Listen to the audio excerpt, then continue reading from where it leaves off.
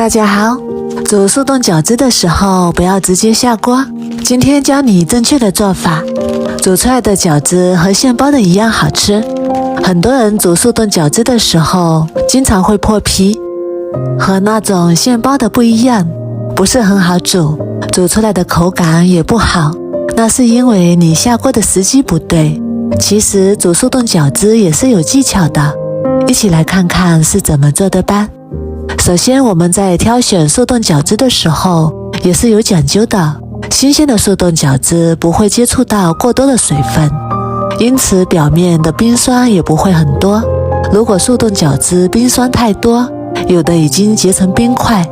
说明饺子可能已经2次速冻，那样的饺子口感和营养都不太好，建议不要购买。接下来我们开始煮饺子，锅中加入多一点的清水，大火烧开。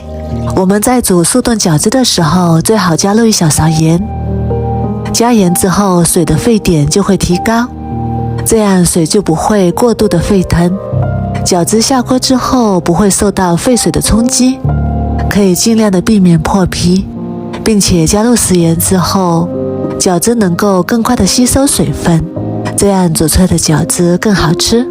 把食盐搅拌至融化。接下来重点来了，我们看到锅中起密集小泡泡的时候，这时候水还没有完全烧开，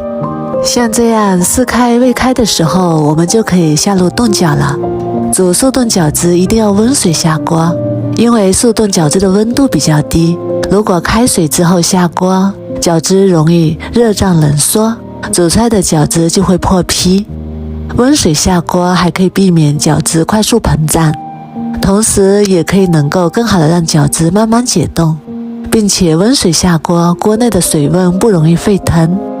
可以避免饺子受到沸水的影响，过度的翻滚而破皮。当然，煮速冻饺子也不适合凉水下锅，因为凉水煮饺子会影响煮饺子的时间，更容易使饺子破皮。饺子刚下锅的时候，用铲子多搅动搅动，可以快速的使饺子受热均匀，并且不粘锅底。然后开大火把水烧开，使饺子能够迅速的漂浮起来。这里要注意的是，煮速冻饺子千万不要盖锅盖，否则热气出不去，饺子容易发黏。就让饺子在似开未开的水中煮几分钟，这样煮出来的饺子跟现包的一样好吃。水完全烧开之后，往里面加入100毫升凉水，继续用铲子搅拌搅拌，让它受热均匀。往锅中倒入凉水，是因为水开之后，饺子还没有煮熟，如果一直翻滚着煮饺子，很容易破皮，而且还容易粘连在一起。所以我们在水开的时候加入1碗冷水，加入冷水可以让锅中的温度快速的降下来，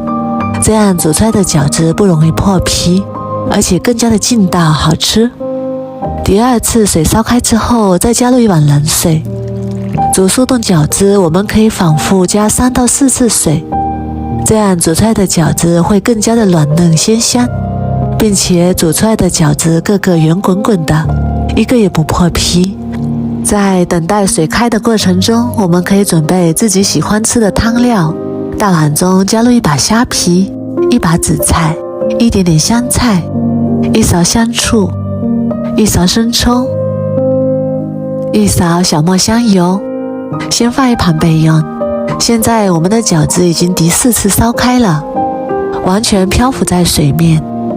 变得胖乎乎的，像充了气一样，而且饺子皮也没有发白，这说明饺子已经煮熟啦。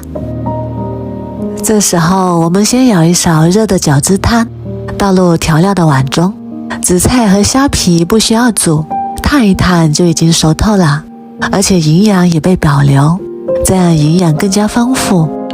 然后把煮好的饺子盛出来，放到汤碗中。看一下，我们这样煮出来的饺子个个都很完整，没有一个破皮，口感也更好，跟新鲜包的一样好吃。如果你不喜欢吃带汤的，我们也可以调一个简单的料汁。